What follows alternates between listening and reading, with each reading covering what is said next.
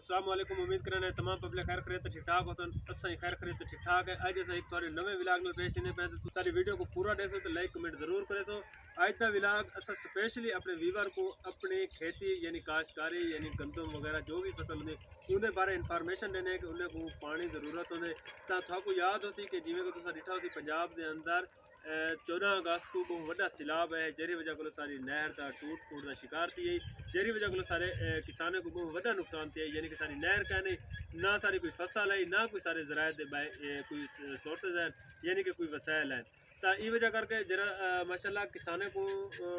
एक समझ सोच है कि यार हम नहर तो हुआ है जी सारे को ख़त्म थी चुकी है तो उदा एक हल ये है कि अस अपना एक ट्यूबवेल लेने हैं यानी कि पिछे असा एक अपना एक ट्यूबवेल है ट्यूबवेल का यह है कि सारी फसल जी है ना माशाल्लाह खुशहाल तो रौनक रहे दी उनकी वजह है जो नहर का पानी है तो उनके अंदर होंगे हैं वारियां बंदी यानी कि हफ्ते के एक बारी आती है वो जिमीदार की ना मतलब यह है कि उन्हें फसल का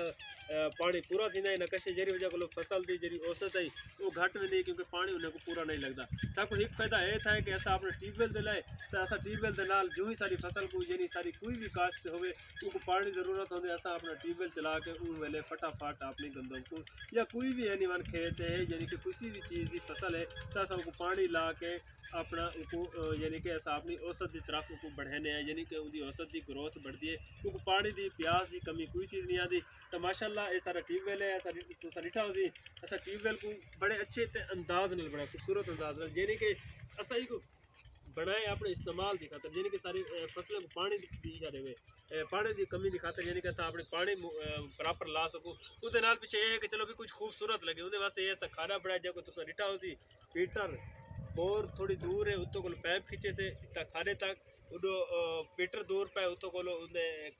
बोर तक जना उनके नाल पट्टे के जरिए असा उनकी मतलब है कि बोर को जल्द असा पानी च वने है तो ये असा एक खूबसूरती की खातर भी है तो एक पानी की भी जरा ना चंगा पानी रह सकते उसके बाद तुसा रहते पास माशाल्लाह जेरी भी हरियाली है वो असा ये ट्यूबवेल के नाल ही असा मतलब है पानी की कमी पूरी करने जरिए असा ट्यूबवेल के जरिए ही पानी लेने क्योंकि ऑलरेडी था नहर टूट फूट का शिकार है तो माशाल्लाह सारी हूँ जेरी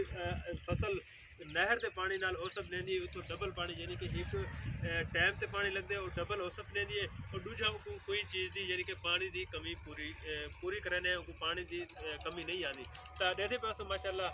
ज़बरदस्त सरसों का भी एक खेत ज़बरदस्त है गंदम का खेत है गाय वगैरह का चारा है तो माशाल्लाह बड़े ही खूबसूरत और अच्छी हरियाली के नाल इतना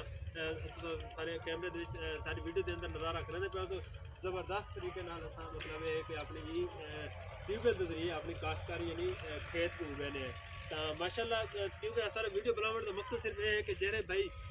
काश्तकारी यानी हरियाली वास्ते सीखते हैं कि यार हरियाली देखो के जी होती है तो अस स्पेशली उन्हें वास्ते अपने विलाग के जरिए हरियाली दिखाना चाहते हैं कि उन्हें तो चेहरे पर भी रौनक आवे उन्हें कोई पता लगे कि यार फसल या काश्तकारी के कितने खूबसूरत नज़ारे होंगे तो साढ़े पैसे मुलायजा करे सो तो सारी वीडियो अच्छी लगे तो को शेयर ही जरूर करे सो कमेंट के अंदर अपनी राय भी दे सो तो सारे चैनल को सब्सक्राइब करके बेल आइकन के बटन पर क्लिक करे सो ताकि ऐसा जो ही इस तरह के कोई भी वीडियो बनाऊँ तो उनका नोटिफिकेशन थारे को फौरन ठक करके पहुँच वजे तो असा